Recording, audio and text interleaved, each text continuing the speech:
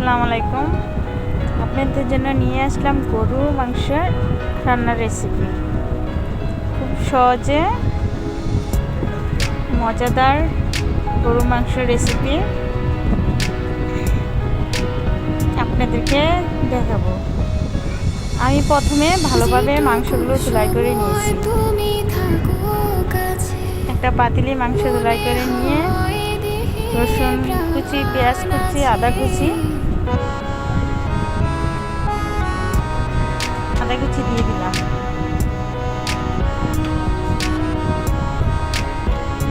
এরপরে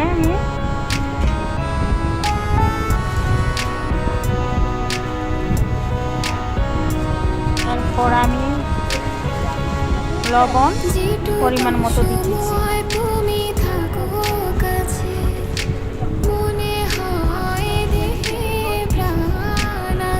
লবণ দেওয়ার পরে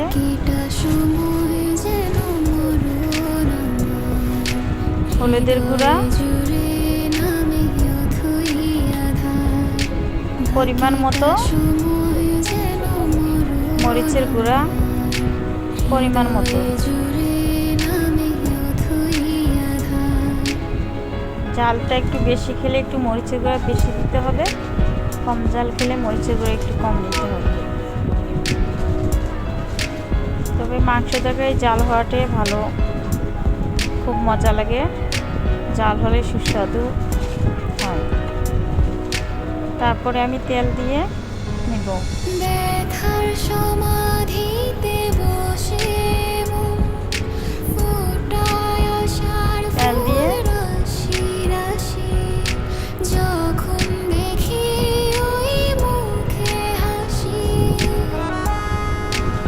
তেল দিয়ে মশলা দিয়ে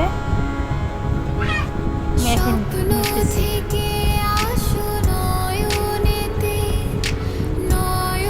ভালোভাবে হাতে মেখে গরু মাংসের টেস্টটা অন্যরকম হয়, খুব সুস্বাদু হয়। ভালোভাবে নেড়ে চেড়ে গরু মাংসটা মেখে নিতেছি।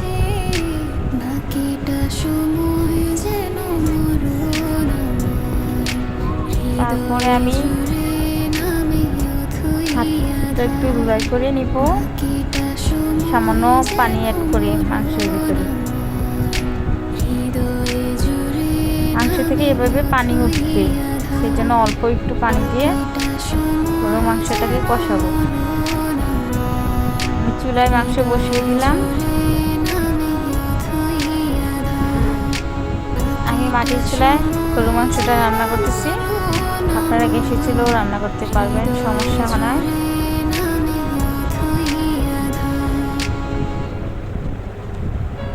গরুর মাংসর স্বাদ অন্যরকম হয়। আমি গরু মাংসটা একটু নেড়ে চেড়ে দিতেছি।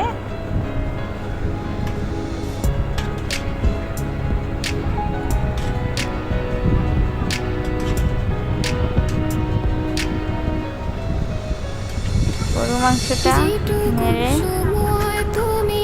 ভালোভাবে মিশাচ্ছি।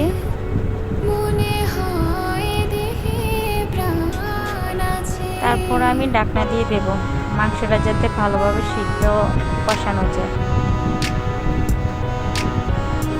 এভাবে আমি অনেকক্ষণ ধরে চুলার আঁচটা বাড়িয়ে রান্না করতেছি।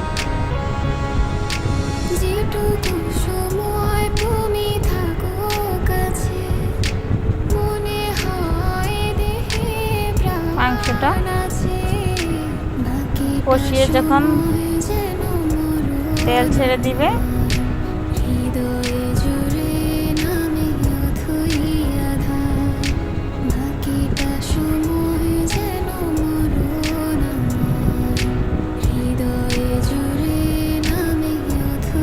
তখন ঢাকনাটা উঠিয়ে একটু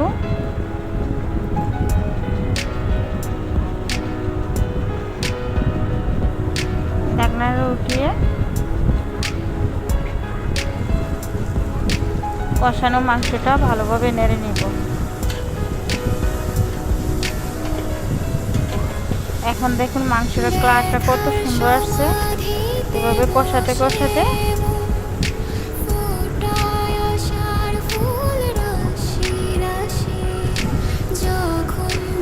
আমি আবারও নেড়ে মাংসটাকে যাতে নিচে না লেগে যায় বারবার নেড়ে কষিয়ে জল দিয়ে দিচ্ছি।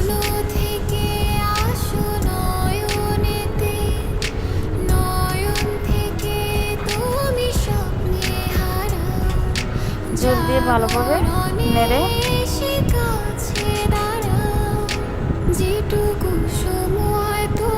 আবারও ঢাকনা দিয়ে দিচ্ছি। ঢাকনা দিয়ে আধা ঘন্টা মতো চুলার আঁচ বাড়িয়ে ডাল দিচ্ছি।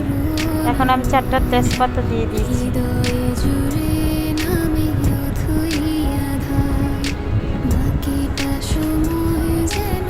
এভাবে নেড়ে আবার ঢাকনা দিয়ে দেব।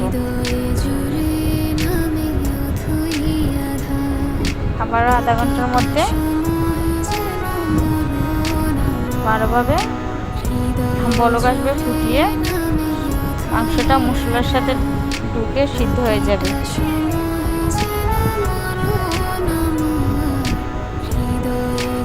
আমি আরও আধা ঘন্টা পরে মাংস রান্না কমপ্লিট হয়ে গেল। দেখুন ফাইনাল লুকটা কেমন হয়েছে। মাংস কালারটা যেমন সুন্দর হয়েছে, খেতেও খুব মজা সুস্বাদু। অনায়াসে পেট ভরে ভাত খেতে পারবেন এরকম জাল মাংস হলে।